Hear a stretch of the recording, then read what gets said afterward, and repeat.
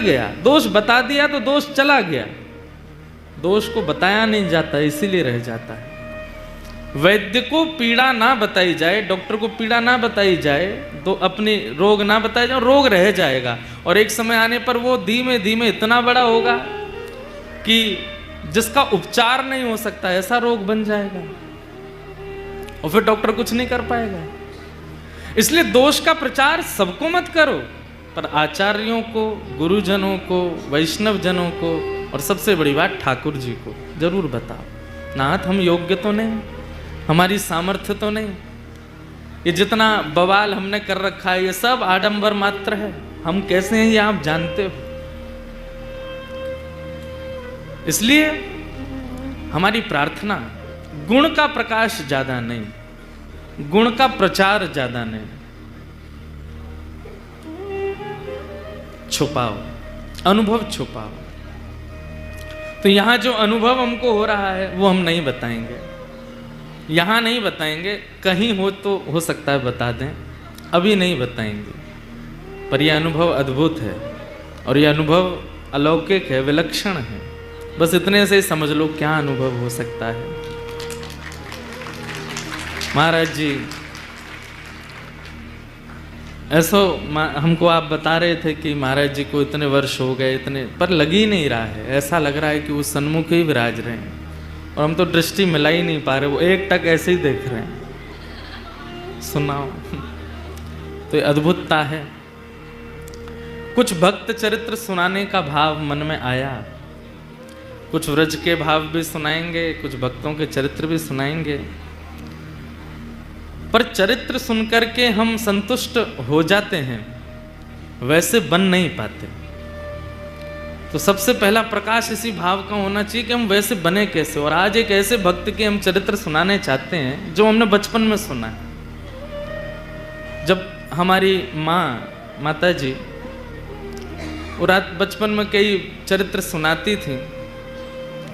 हमारे भारत में एक दिव्य महापुरुष हुए, परम पूजनीय प्रातस्मरणीय भक्तमाली श्री नारायण दास जी महाराज, श्री बक्सर वाले मामा जी,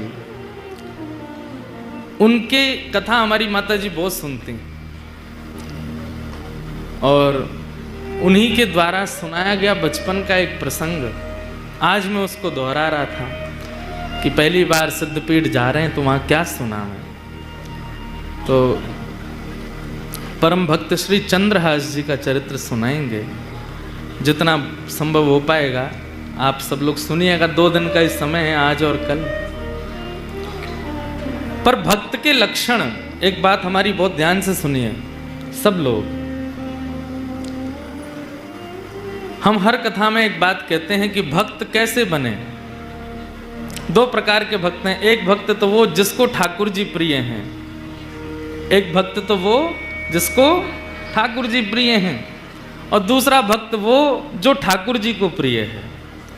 हमारी श्रेष्ठता, हमारी योग्यता, हमारा साफल्य और हमारा सब कुछ क्या है, हमको ठाकुर जी प्रिय रहें है। पर एक दिन ऐसा आवे कि ठाकुर जी को हम प्रिय लगने लगे, हरि प्रिय। हम अभी ऐसे बन नहीं पाए। अच्छा, इसका प्रमाण क्या है कि हम ठाकुर जी को प्रिय लग चुके हैं? आप संतन को प्रिय लगने लग जाओ, वैष्णवन को प्रिय लगने लग जाओ, ब्रजवासीन को प्रिय लगने लग जाओ, जिनके मस्तक पर तिलक धारण है, कंठ में कंठी धारण है, जिह्वा पर नाम धारण है, एकादशी व्रत नियम निष्ठा से करते हैं, उनको आप प्रिय लगने लग जाओ तो समझ जाओ आप धीरे धीरे आप हरि प्रिय हो रहे हो। पर हरि प्रियों के लक्षण क्या हैं, उसका श्रीमद् भागवत जी के एकादश स्कंद में बहुत सुंदर वर्णन किया, इसलिए ध्यान से सुन लीजिए। हरि प्रिय बनना है। हरि तो सबके प्रिय हैं, उन्हें जो एक बार देख लेता है वो उनका प्रिय हो ही जाता है। पर उनको कौन प्रिय लगता है, उसके लक्षण क्या हैं, ध्यान से सुनो। और ये समस्त लक्षण श्री चंद्रहास जी में। सर्वभूतेषु यः पश्येत् भगवद् भावमात्मना भूतानि भगवत्यात्मन् एष भागवतोत्तमः। इसको कहते हैं उत्तम भागवत। उत्तम मध्यम साधारण। हम आप सब लोग साधारण स्थिति में हैं अभी। साधारण से मध्यम बनने का प्रयास करो और मध्यम से उत्तम। साधारण को भगवान प्रिय होते हैं, उत्तम भगवान को प्रिय होता है। आपको राधारमण जी प्रिय हैं, राधारमण जी को आप प्रिय हो, ये बात अभी कच्ची है ना, अभी आप प्रिय नहीं हो उनके। राधा वल्लभ जी आपको प्रिय हैं, पर राधा वल्लभ जी को आप प्रिय हो, ये बात अभी आप नहीं कह सकते। तो ये कब कह पाओगे? कहनी तो खैर कहोगे ही नहीं, लेकिन ठाकुर जी तो कहेंगे कि तू मोह प्रिय है। उसके लिए क्या करना पड़ेगा? तो यहां पर कितनी अच्छी, सर्वभूतेषु यह पश्येत, जो सबको देखे तो सब में अपने ठाकुर को देखे। ये भी राधा रमण, वो भी राधा रमण, यहाँ भी राधा रमण, पीछे भी राधा रमण, ये भी राधा वल्लभ, वो भी बिहारी जी, सब मेरे ही हैं। सबके चित्त में ठाकुर जी हैं। यहाँ जितनी माताएं बैठी हैं, भाई लोग बैठे हैं, इनका रूप देख देख चश्मा पहन के राधा रमण जी आए हैं, कैसी दाढ़ी सी बढ़ाए के राधा रमण जी आए हैं। कई बालक ऐसे बाल खड़े कर लें, वाह राधा रमण लाल क्या हेयर स्टाइल करके आए हैं, मुकुट में तो बहुत देखे, पगड़ी में तो बहुत देखे, ये बढ़िया। ऐसी दृष्टि हो, बोलना नहीं है पर दृष्टि में आ जाए। कहीं श्री हरिराम व्यास जी हमारे व्रज के परम रसिक संत हुए, हरित्रयी हैं वृंदावन में, स्वामी श्री हरदास जी, श्री हितरवंश महाप्रभु और श्री हरिराम व्यास। हरिराम व्यास जी के चरित्र में आता है कि हरिराम व्यास जी सबको कैसे देखते हैं। कोई जैसे कई लोगों की हाइट नहीं बढ़ पाती, छोटे रह जाते हैं, थिकने से ही रहते हैं, तो हरिराम व्यास जी देखते कि देखो वामन भगवान आ रहे हैं चलते हुए, छोटे से हैं, वामन भगवान। कोई बहुत क्रोधी दिख जाता, बात बात पे क्रोध आता है, गुस्सा आता है, सबसे लड़ने बैठ जाता है, कलेश ही करता रहता है। अब संसारी दृष्टि में तो हम लोग उसको दोष देख लेते हैं, अरे राम ये इससे तो दूर ही रहो, इससे लड़ता ही रहता है। पर हरिराम व्यास जी कैसे कोई बहुत लड़ने वाला दिख जाता, ओहो परशुराम जी हैं, चित्त में परशुराम जी विराजमान, नेक में ही क्रोध आ जाए। किसी को बहुत चंचल देख लेते हैं, बहुत उधम मचावे, कभी यहाँ कभी वहां, कभी ओहो ठाकुर जी हैं, ये तो कन्हैया लाल हैं, हमारे नंद जी को लाला आगो है। और कोई बड़ा धीर गंभीर एक आसन में बैठा है, धीमे बोलता है, कम खाता है, रघुनाथ जी हैं, साक्षात राम जी आए। कोई शरीर में बड़ा विशाल, एक तो होता है मोटा, मोटा नहीं कहेंगे, विशाल। कई लोग होते हैं उनकी जिम विम जा जाके ऐसी पूरी बना ली है अपना शरीर, विशाल काय लगता है उनका स्वरूप। कौन है वो? नृसिंह भगवान। देखते ही थर थर डर लग रहा है।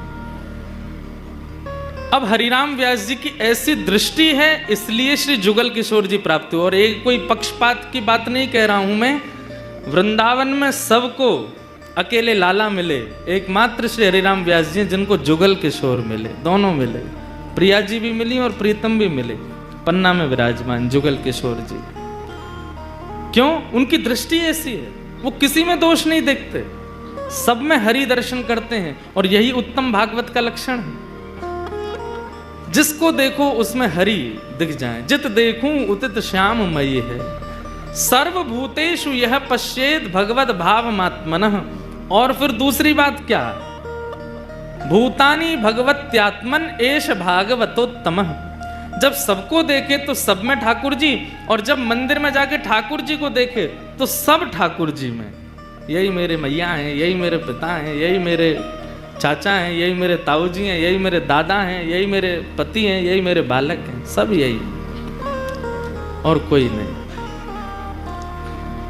ये दृष्टि जिसकी बन गई है वो उत्तम भागवत है। समय लगेगा, इतनी जल्दी नहीं बन पाएगी दृष्टि, पर प्रयास तो करो। अगल बगल वाले ने देखो, दिख रहे हैं ठाकुर जी वहां में, देखो अगल में बगल वाले देखो बैठे हैं, कितने सारे ठाकुर जी बैठे हैं, कितने सारे ठाकुर जी बैठे हैं, सबको देखो। ऐसी ही दृष्टि बन गई परम भक्त श्री चंद्रहास जी के। चंद्रहास जी किसके शिष्य हैं? श्री नारद जी महाराज के। जैसे ध्रुव जी का चरित्र आता है, जैसे प्रहलाद जी का चरित्र आता है, वैसे ही श्री चंद्रहास जी का चरित्र है। नारद जी के 3 ही भक्त हुए हैं जिन्हें नारद जी ने दीक्षा प्रदान की है। उसमें एक ध्रुव जी हैं और प्रहलाद जी हैं, चंद्रहास हैं। बहुत ध्यान से एक बात सुनिएगा। एक तो जिनको जानो होए करे ना बीच में, वो बाद में आए करो लास्ट में। अब 9 बजे तक कोई उठे नहीं, कम से कम जहां तक हमारी दृष्टि जा रही है वहां तक, तो भाई हम कहने में सुख मिलेगा हमको। ऐसे तो अनेक भक्त हुए श्री नारद जी के, पर नारद जी से अगर कोई पूछता कि आपके कितने शिष्य हैं, तो वो 3 ही नाम बोलते थे, ध्रुव, प्रहलाद और चंद्रहास। किसी ने कहा नारद जी आप इन्हीं का नाम क्यों बोलते हैं? बोले कि भैया क्योंकि इन तीनों ने इतिहास बदल दिया। कैसे? श्रीमद् भागवत जी में ध्रुव चरित्र सबने सुना है, प्रहलाद चरित्र सबने सुना है, पर ध्रुव और प्रहलाद का चरित्र सुना कौन रहा है? नारद जी, स्वयं नारद जी। शिष्य के मुख से गुरु की प्रशंसा सुनी होगी, पर गुरु के मुख से शिष्य की कथा। सोचिए शिष्य किस स्थिति का होगा कि गुरु उसकी रचना बता रहा, उसकी पूरी लीला सुना रहा है। नारद जी महाराज चंद्रहास जी का चरित्र सुनाते हैं। ध्रुव जी का चरित्र सुनाया, प्रहलाद जी का चरित्र सुनाया, और अब चंद्रहास का चरित्र किसको सुना रहे हैं? अर्जुन को। अर्जुन सुन रहे हैं। बहुत सावधानी से सब लोग श्रवण करो। बहुत प्राचीन कथा है चंद्रहास जी की। महाभारत के युद्ध से पूर्व और युद्ध के बाद पांडवों ने 2 यज्ञ किए। युद्ध से पूर्व किया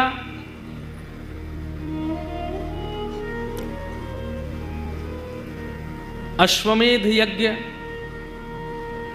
युद्ध के बाद किया अश्वमेध यज्ञ, और युद्ध से पूर्व भी एक यज्ञ पांडवों ने किया। अश्वमेध यज्ञ का एक नियम होता है कि यज्ञ करने के पश्चात जो राजा यज्ञ कर रहा है वो अपने घोड़े छोड़ता है। उन घोड़ों को, वो जिस राज्य में घोड़े जाएंगे, अगर वहां के राजा ने उनको बंदी बना लिया तो फिर उस राजा से युद्ध होता है, और अगर उस राजा ने घोड़ों को छोड़ दिया तो वो राजा जिसने घोड़े छोड़े हैं उसके अधीन हो जाता है। तो युधिष्ठिर जी ने घोड़े छोड़े, और घोड़े छोड़ करके नियम बना दिया, उस पर लिख दिया ये घोड़े सामान्य नहीं हैं। धर्मराज युधिष्ठिर ने महाभारत युद्ध जीतने के बाद अश्वमेध यज्ञ करके इन घोड़ों को छोड़ा है। ये जिस जिस दिशा में जिस जिस राज्य से होके निकलेंगे वो सारे राज्य युधिष्ठिर के माने जाएंगे। वहां के राजा युधिष्ठिर के नीचे काम करेंगे। और अगर इस भाव से किसी को दिक्कत हो तो युधिष्ठिर से युद्ध लड़ने के लिए तैयार रहना। घोड़ों के पीछे सेना लेकर के अर्जुन चल रहे थे। 2-4 लोगों ने घोड़ों को अपने राज्य में घुसने से मना किया, तो अर्जुन ने युद्ध करके उनको परास्त कर दिया। इसी प्रकार फिर जब वो घोड़े पूरी पृथ्वी की चक्कर लगा के वापस आ जाते, तब उस राजा को कहा जाता चक्रवर्ती सम्राट। इसको कोई नहीं हरा पाया। युधिष्ठिर जी ने घोड़े छोड़े, राज्यों में प्रवेश करते, कई राजा तो अधीन हो जाते, बोले हम युधिष्ठिर जी के नीचे रहने को तैयार हैं। कई नहीं रहते तो अर्जुन युद्ध करके उनको नीचे कर देते। सब जगह भ्रमण करते करते जब वह घोड़े कुंतलपुर पहुंचे, हस्तिनापुर से थोड़ी दूर पूर्व ही एक कुंतलपुर नाम का स्थान पड़ा, जहां पर वे घोड़े पहुंचे। और जैसे ही उन स्थान में घोड़ों का पहुंचना हुआ, कोई राजा या सैनिक नहीं आया रोकने। प्रवेश करते ही कुंतलपुर में घोड़े अपने आप अंतर ध्यान हो गए।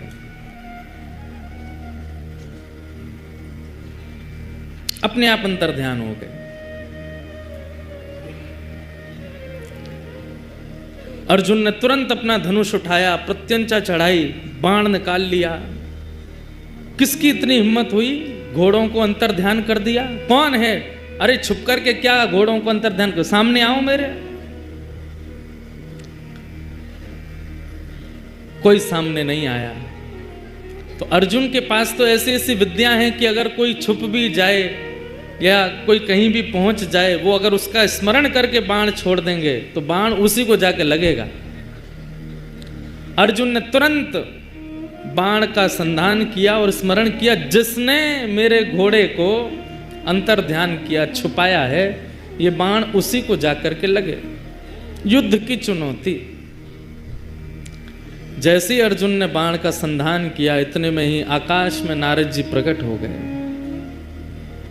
अर्जुन, इसी वक्त अपना बाण नीचे रखो, धनुष बाण नीचे करो। क्या क्या कह रहे हैं आप? ये तो नियम बना था कि जो भी घोड़ों को पकड़ेगा उससे युद्ध करना पड़ेगा, और कोई छुप करके अगर घोड़ों को अपने वश में कर ले, मैं उसको मारूं ना? ये कैसे हो सकता है? तब नारद जी महाराज बोले, क्योंकि जिसने तुम्हारे घोड़ों को अपने वश में किया है वो सामान्य नहीं है, वो तुम्हारा शत्रु नहीं, तुम्हारा मित्र बनने योग्य है। ऐसा क्या गुण है उसमें? कोई बहुत बड़ा दिग्विजयी राजा है या क्या? क्या ऐसा, ऐसी क्या खूबी है उसमें कि मैं उसको अपना मित्र बनाऊं?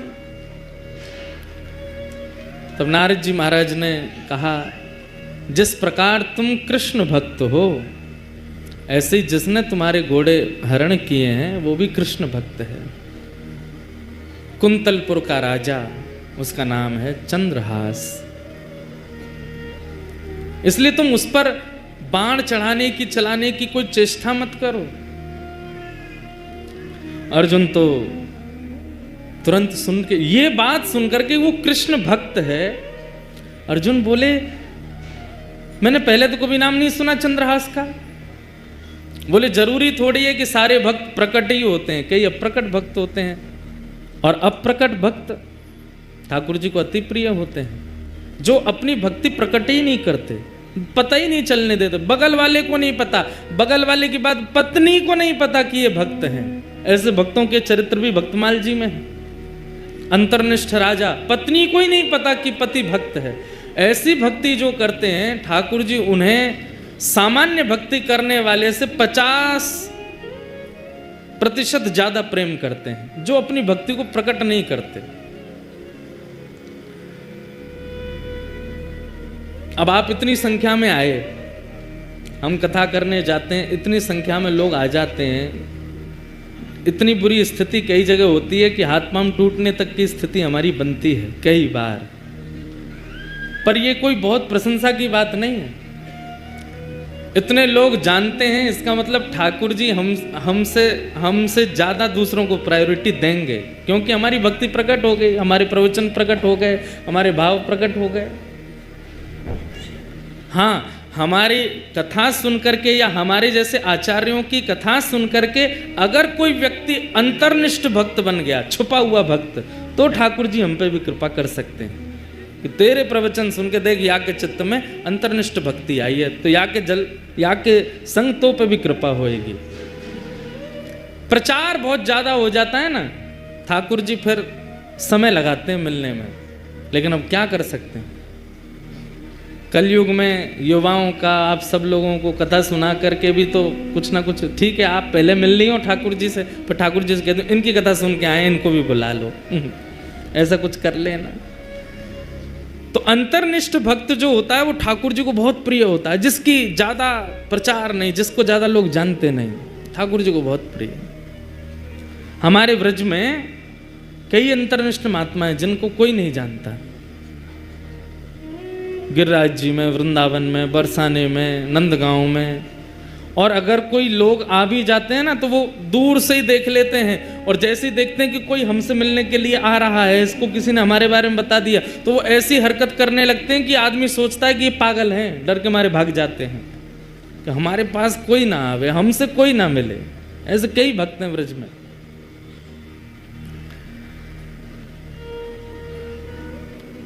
हमने कईयों के दर्शन किए। एक तो वृंदावन परिक्रमा में जो बहुत पुराने लोग होंगे, वृंदावन परिक्रमा करते रहे होंगे, तो उनको शायद पता होगा। अंग्रेज मंदिर पार करने के बाद जब परिक्रमा आगे बढ़ती है और धानु का आश्रम आदि सब पार करने के बाद एक चौराहा पड़ता है, जहाँ से हमारे आजकल परम पूजनीय श्री प्रेमानंद जी महाराज निकलते हैं परिक्रमा मार्ग में, जहाँ से वो आते हैं, उस स्थान पे, उसी जगह पे, उसी चौराहे पे एक बाबा पड़े रहते थे निर्वस्त्र, और वो चलते फिरते परिक्रमा करने वालों को कंकड़ पत्थर मार देते थे। कई लोग नहीं जानते थे तो उनसे लड़ने चले जाते थे, कई लोगों ने उनके साथ में खूब गंदा व्यवहार भी किया,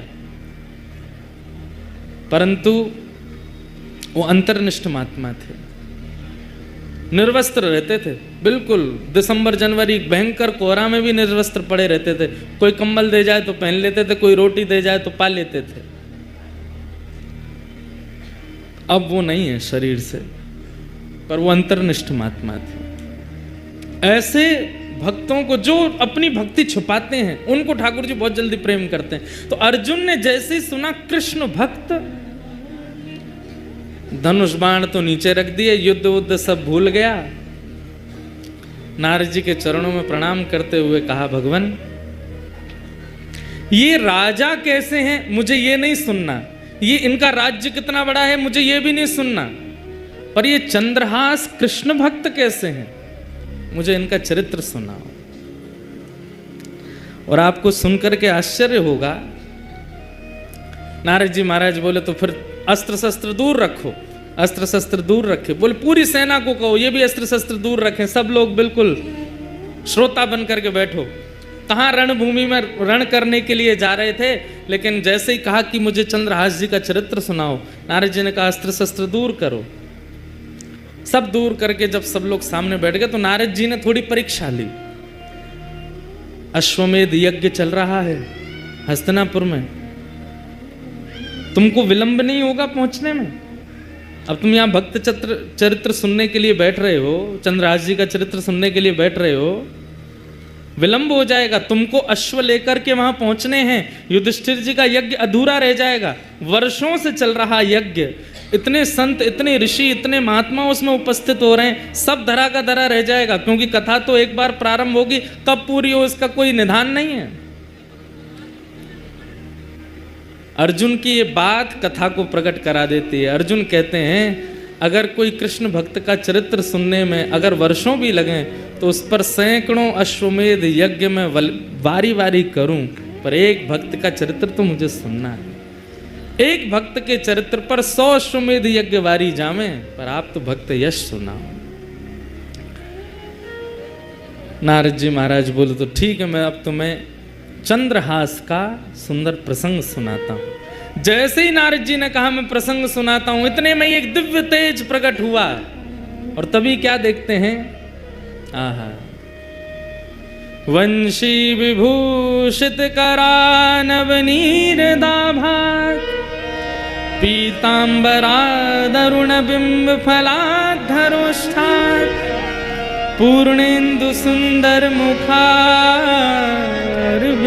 नेत्रा कृष्णात् परम किमपि तत्त्वमहम्। एक तेज प्रकट हुआ। अर्जुन बोले ये तेज कैसा? अर्जुन को लगा शायद चंद्रहास जी आ रहे होंगे, पर जैसे ही तेज विश्राम हुआ, मुरली मनोहर श्याम सुंदर प्रकट हो गए, और प्रकट होकर के अर्जुन के बगल में आसन लगाया, वहीं बैठ गए।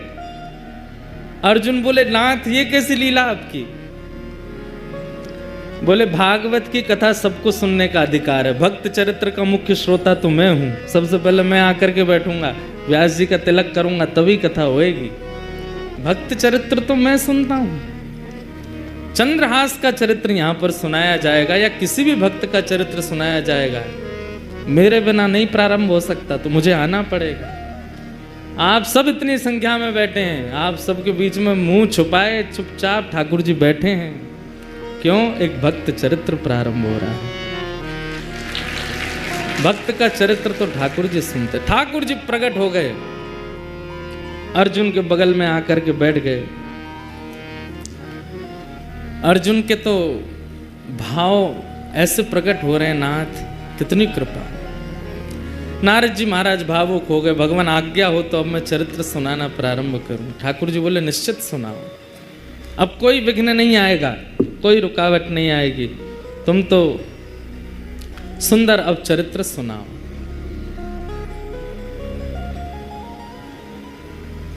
केरल देश में एक राजा थे, बड़े प्रतापी राजा, और उन प्रतापी राजा के यहां एक पुत्र ने जन्म लिया जिनका नाम उन्होंने रखा चंद्रहास। धीरे धीरे बालक जब 3 वर्ष का हो गया, बहुत सावधानी से सुनिएगा सब लोग,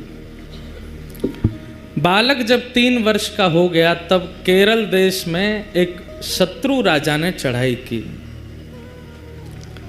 और ऐसी चढ़ाई की कि पूरे केरल देश को अपने वश में कर लिया।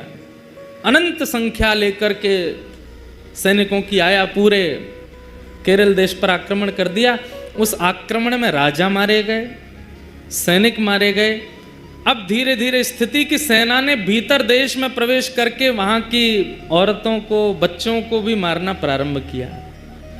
जो क्रूर राजा जिसने आक्रमण किया था उसको पता चला, बोले कि राजा मर गया, रानी मर गई, पूरा परिवार मर गया, एक इनका 3 वर्ष का बालक है वो अंदर भवन में है, उसको मार दो तो आपकी विजय हो गई इस देश पर।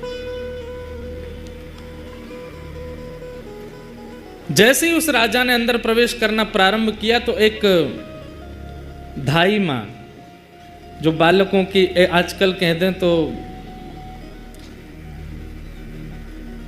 बेबी सिटर करते हैं ना, बच्चों की जो ध्यान रखते हैं, दूध पिलाना, खिलाना, नहलाना, बड़े बड़े घरों में रखते हैं लोग, एक धाई माँ, उनकी एक धाई माँ चंद्रहास राजा, चंद्रहास बालक की, उसको जैसे ही पता चला कि कोई आक्रमण में सब मारे गए हैं और अब वो राजा यहीं आ रहा है इस बालक को मारने के लिए,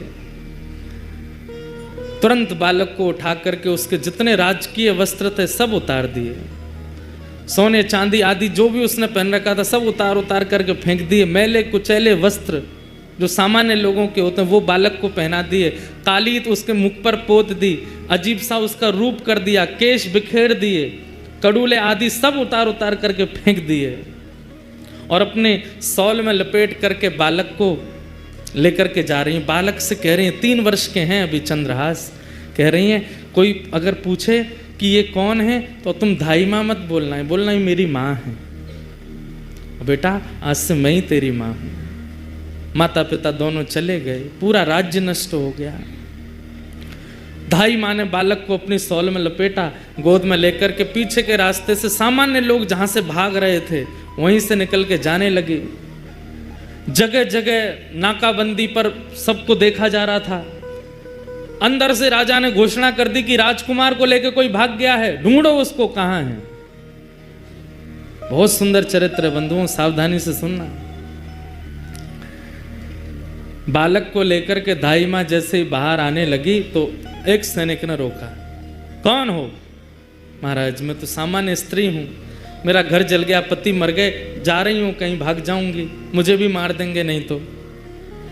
कौन है ये बालक, इसका मुख दिखाओ।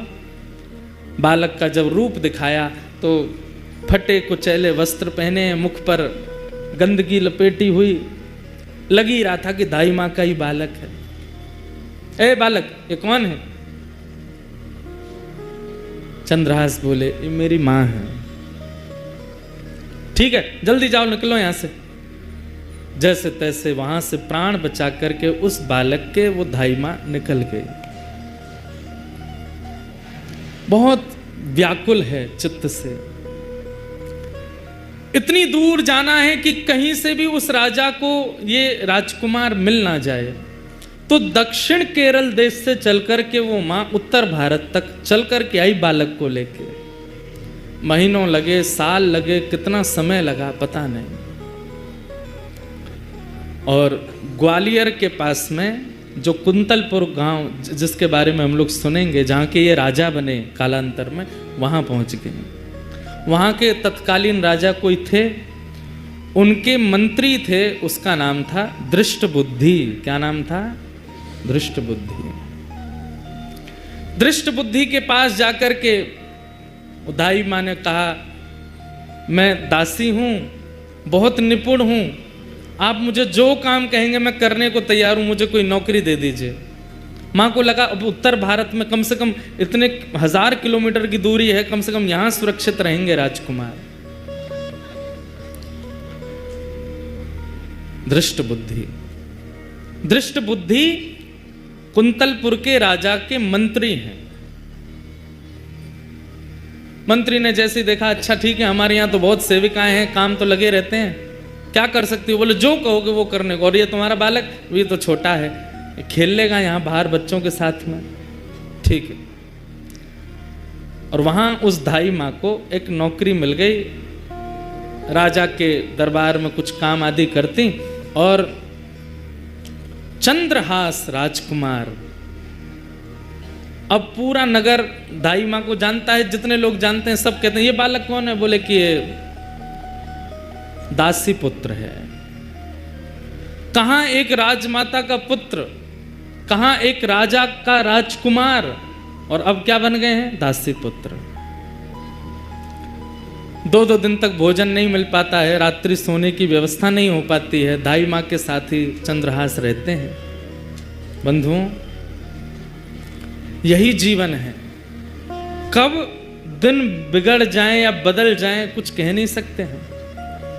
और एक बात हमेशा याद रखिएगा, दिन होना और रात होना इस बात का प्रतीक है। इस संसार में कोई भी व्यक्ति या इस सभागृह में कोई भी व्यक्ति ये नहीं कह सकता कि मैंने आज तक केवल दिन ही देखा है, रात नहीं देखी, या रात देखा है दिन नहीं देखे।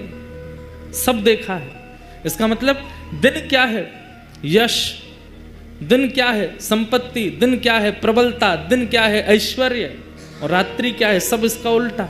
सबको देखना पड़ता है। और एक बात कहें आपको, बहुत फैक्ट बात है, हम सबका जीवन 10-10 वर्षों में विभाजित है। 10 वर्ष अच्छे निकलेंगे, 11वें वर्ष से फिर 10 वर्ष कुछ कठिनाइयां रहेंगी, फिर अगले 10 वर्ष ठीक निकलेंगे, फिर अगले 10 वर्ष कठिनाइयों से निकलेंगे। इसी को कहते हैं कि 10 वर्ष हम लोग सीखते हैं और 10 वर्ष उस सीखे हुए से कमाते हैं। सबके जीवन में ये